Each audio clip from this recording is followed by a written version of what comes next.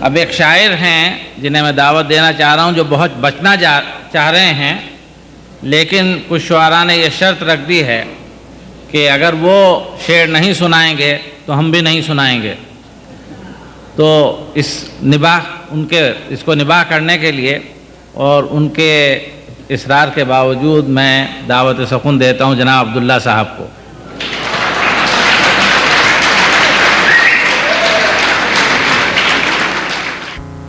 معاف کیجئے کہ اسٹیج پہ بیٹھنے کے کچھ میرے خیال سے سزائیں ہوتی ہیں، کبھی مروت اور کبھی محبت میں پکڑ لیا جاتا ہوں. میرے خیال سے ہاں نہ کرنے سے بہتر ہے کہ میں کچھ بکوں اور ہٹ جاؤں. فرمائیں. ارشاد. سوچ رہا ہوں کم سے چھوٹی نظم جو چاہتا ہوں کہ تجھ کو نظم کروں. چاہتا ہوں کہ تجھ کو نظم کروں، یہی سب سے چھوٹی نظم میری. چاہتا ہوں کہ تجھ کو نظم کروں، پھول سے کھل اٹھے ہیں نظروں میں، مشک سی گھل گئی ہے سانسوں میں، نور سا بھر گیا ہے آنکھوں میں، حرف الجھے ہوئے ہیں سوچوں میں.